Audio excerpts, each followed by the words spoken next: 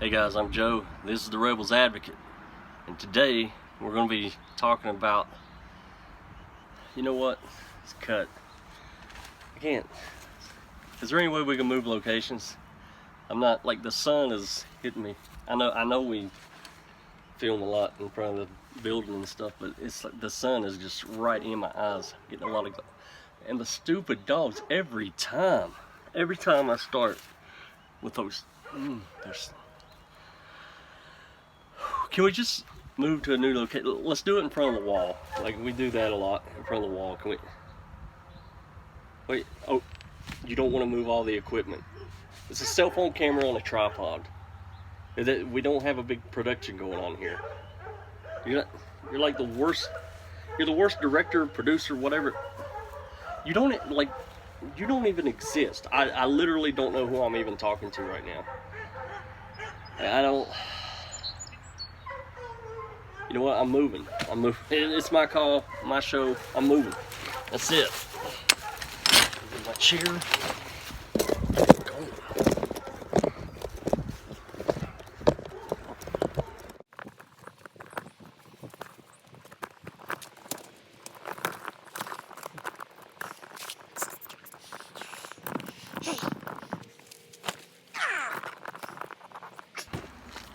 How's that?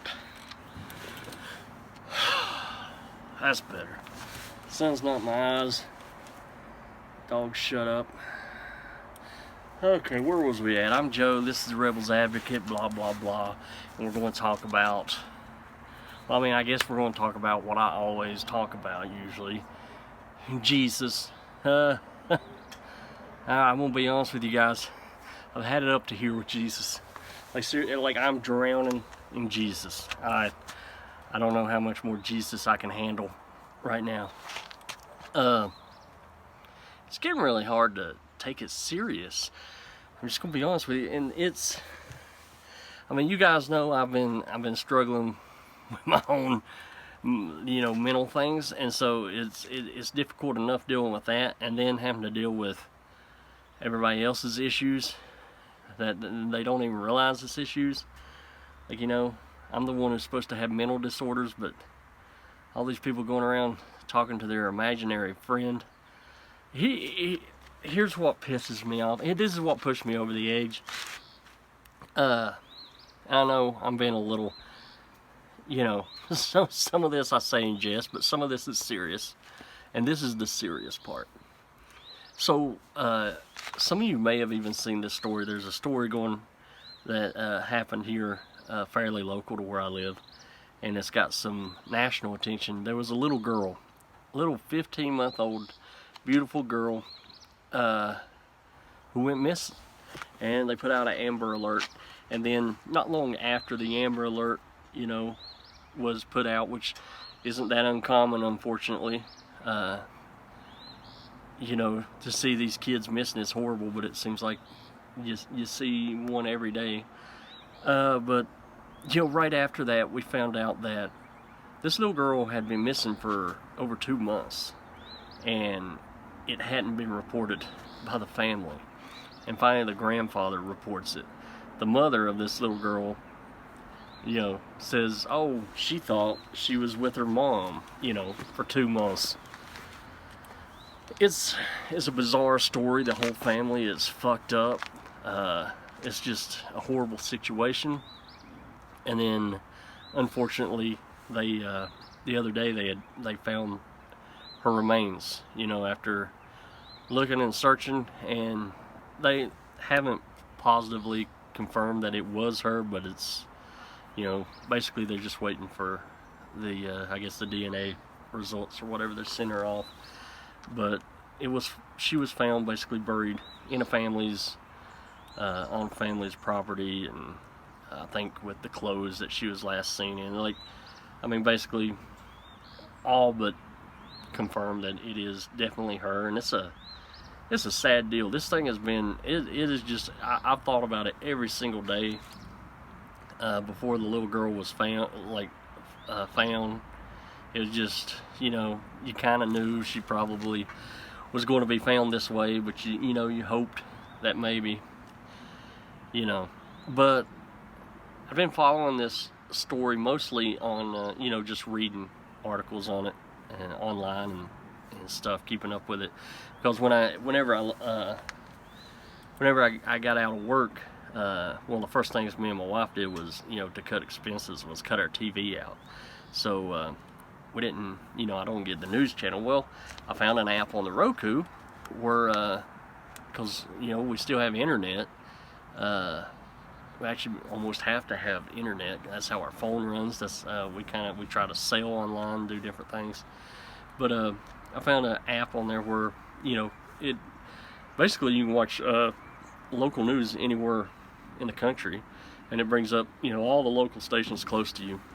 So I was like, oh, well, this is, you know, I'll get on there and watch the evening news. And the biggest reason I did is I just wanted to see if there's any updates on that story about this little girl. That's really the only thing I really wanted to watch. And I knew that would be the first and foremost story. That's the biggest thing going on in this area.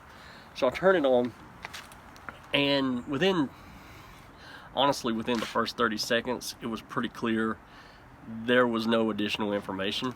And I should have just cut it off right there and went about my day. But I didn't, you know, because I started and I was like, well, I'll just watch the news, you know, the local news. And so what did they do? Like, they didn't have any additional information. So, you know, they did kind of, you know, first what normal local news stations do, I guess. We go talk to the people that are gathered around at this little memorial site where they had found her, and people bringing stuffed animals and flowers and all this.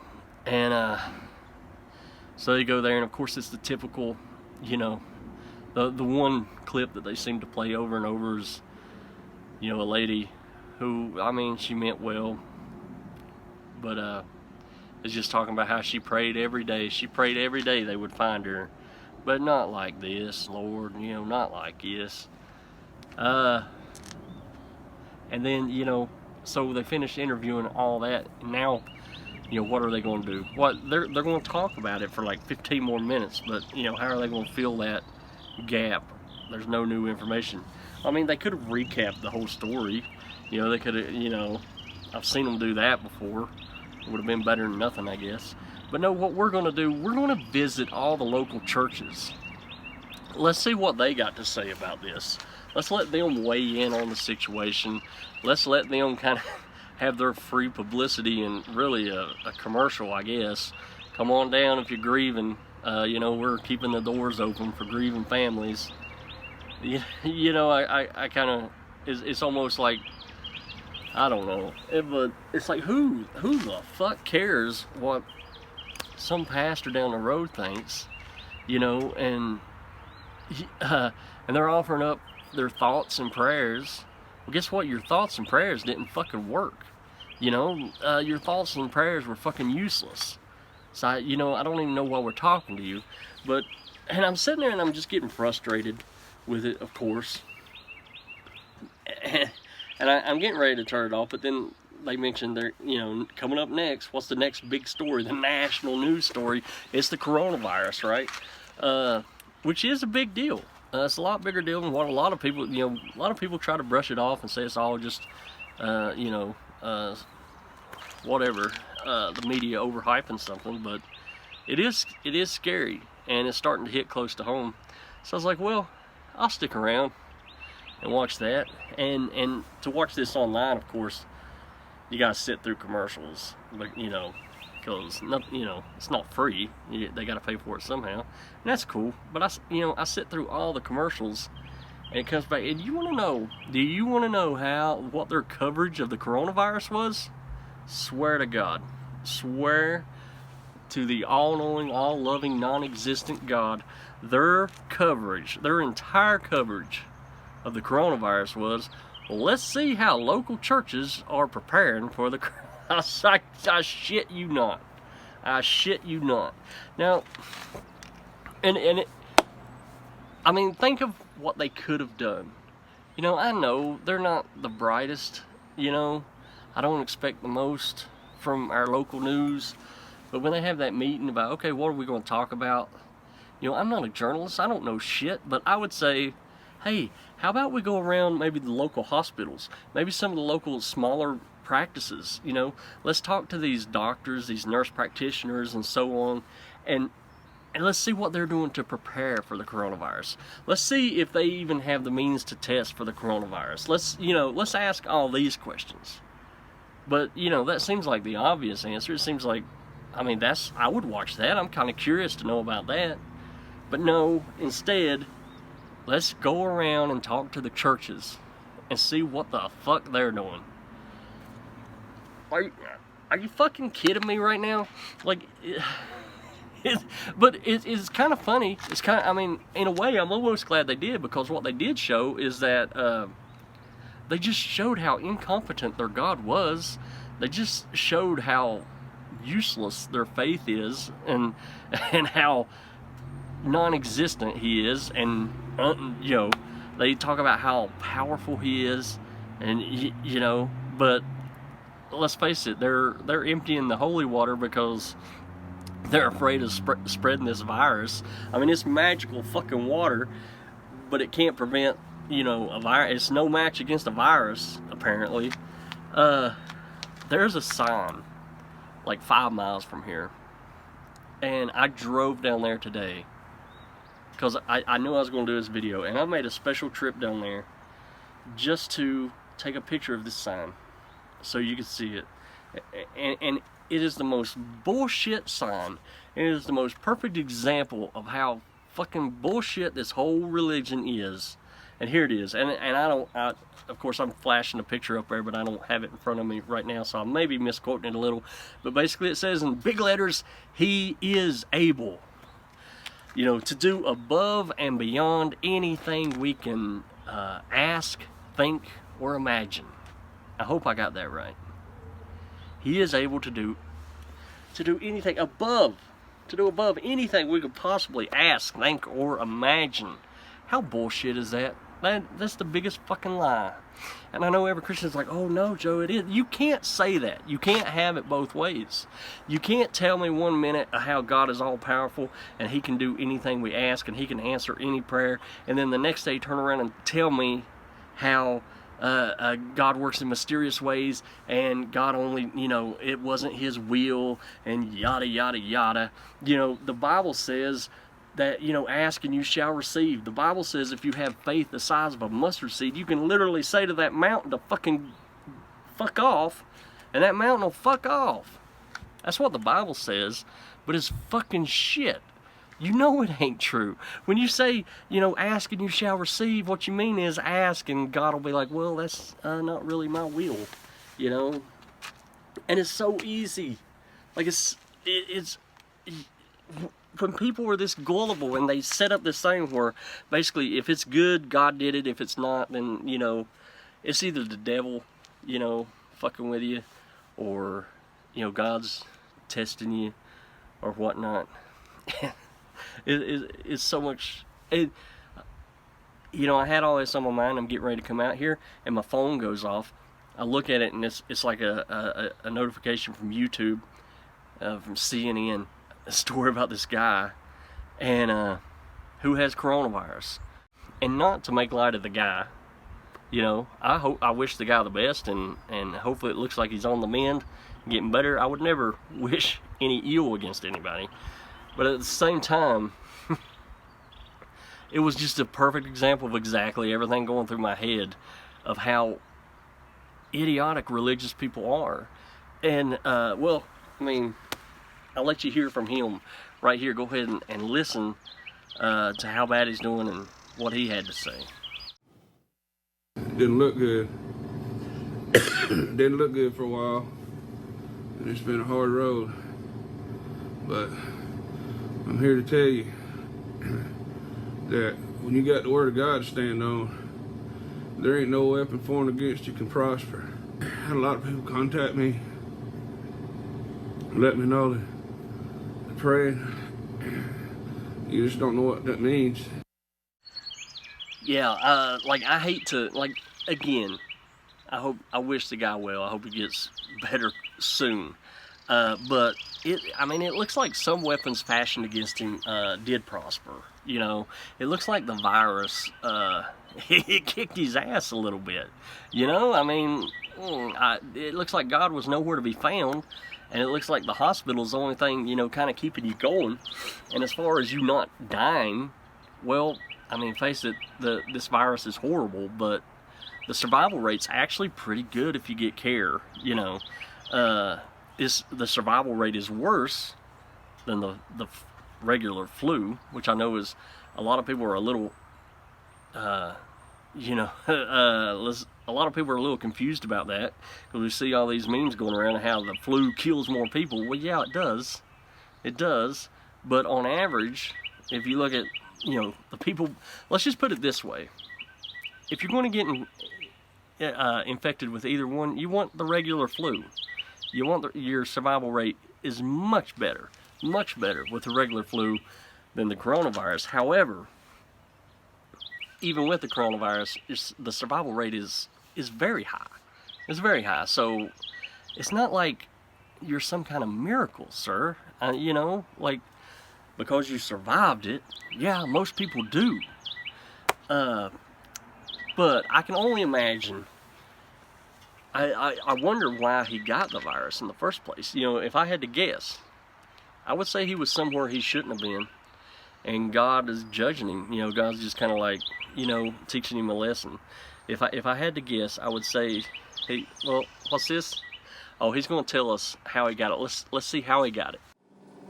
You know, my message is, you know, I'm a man of God. I'll just tell you, I'm a man of God, and I believe in faith. And if anybody has more reason to be upset or uptight, it should have been me, because I feel like I got this virus. I was at a church singing in a church choir with over 100 people, and this is where I contacted this virus.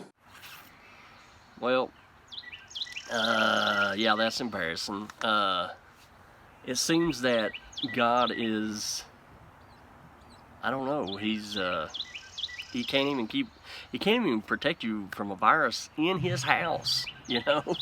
I mean, did God give it to him? I mean, it couldn't have been the devil, right? It could not have been, I mean, because surely the devil couldn't hurt you while you're in God's house. I mean. And, you know, I just felt like the enemy was, you know, he wants to take us out.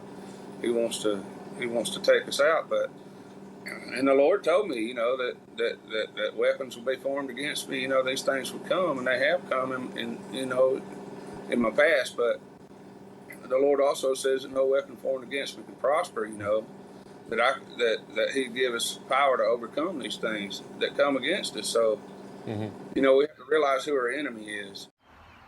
So it was the devil, man. Like, the devil really, like, he can really kick God's ass, can he? It's pretty pathetic, actually. But anyway, and again,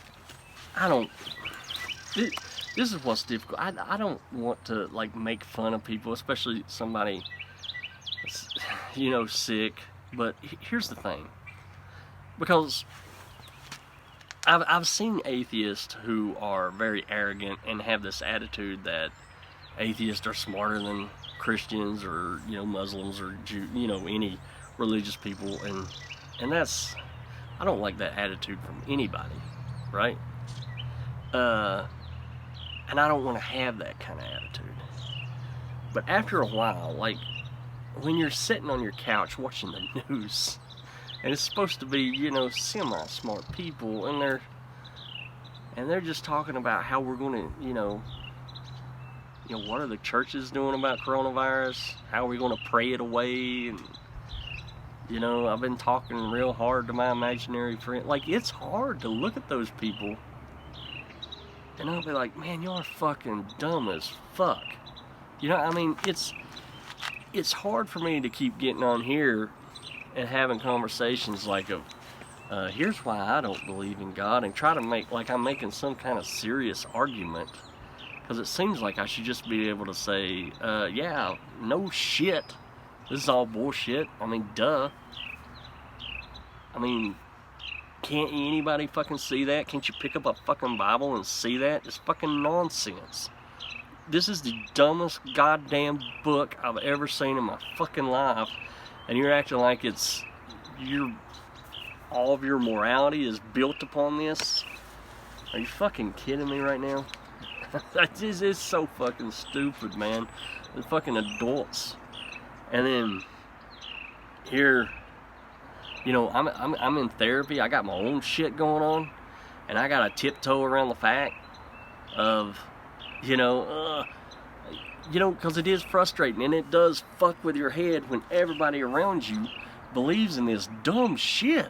It's like everybody around you, you're an adult, and you look around and every goddamn body you know has a fucking imaginary friend, and I'm the crazy one. I mean, how the fuck do I live in a fucking world like this? I don't fucking understand it at all. And I gotta tiptoe around that, even in my own therapy, because I don't want to offend my therapist, who, you know, also believes in a God, and she's a great person. She's a great person, nothing against that, but it's just like I still have to tiptoe and pretend like that's a reasonable thing to believe. It's just so frustrating. I'm tired of, like, it's really hard for me to pretend like these people have even a legitimate argument. It's hard to pretend like, it's hard just not to call them stupid. I'm just going to be honest with you. It's hard to have any kind of actual debate, or even to talk about this in a serious way like I try to do from time to time. It's getting to the point, it's just like, come on guys, enough's enough. Wake the fuck up, look around. I mean, this is, it's, you know, get in touch with reality. You know this shit ain't real. You know what I mean? Like, they know this shit ain't real. The minute they pull the holy water, you know, and like, we got it. Maybe we don't have everybody dipping their goddamn hands in the fucking, or whatever it is the fucking goddamn Catholics do. The minute they fucking do that, they're basically admitting, yeah guys, we don't really believe in this shit. You know, our God, he's powerful, but he's not. We pretty much know he's not going to protect us from that. And of course they'll use the excuse, well, God gives us wisdom. Yeah, God don't do shit. God don't, like, and I'm tired of you pretending like he does. You know, I'm tired of your miracles being no greater than chance. You know, your miracles mean nothing when basically it doesn't matter what the outcome is, you're still going to give praise to God. You know what I mean? Somebody's sick and you pray for them. If they die, God took an angel home. It's God's will. If they live, it was a miracle. God did it. Doesn't matter what the doctors did. Like, when you have set up this formula of you can't lose, no matter what the outcome is, that's what God meant to do, and you want me to take you seriously? Like, if that sign that talks about he is able, like he can do any, you know, above and beyond anything we think, ask, or believe, you know, whatever it said, and I forgot. But if that was true, it would be demonstrably true. Like, all of us fucking lowly sinners would be looking around at the Christians going, holy shit, look at those motherfuckers prospering. Look at those motherfuckers being protected from all the mayhem and horrible shit going on in the world. Look how good God takes care of them. But no, fucking bad shit happens to you just like it happens to us. You're not fucking special. Your God don't do shit. You know he don't do shit. It's almost like he doesn't fucking exist, you know? I feel better. I fucking feel better. I'm sorry it's been so long since my last video. I appreciate every one of you. You can like, comment, subscribe, share. If you're a Christian and I hurt your feelings today, I realize this video was a little harsh, but, you know, fuck it. Just know I love you. Like, I don't mean any ill will towards anybody personally. I'm just getting tired of your shit, you know? I really am. I mean, just like, I don't think you believe this shit. It's really hard for me to believe that anybody believes this shit. I think deep down, I guess I know you do, but it's just hard to understand how you do. Anyway, that's all for now. I'm gonna go. You can like, comment, subscribe, all that good shit. Thanks to all my patrons. My brain's I'm scatterbrained right now, but I appreciate all you guys. If you want to become a patron, you can do so. Links below. Patreon.com/TheRebelsAdvocate. And I'll talk to you guys soon.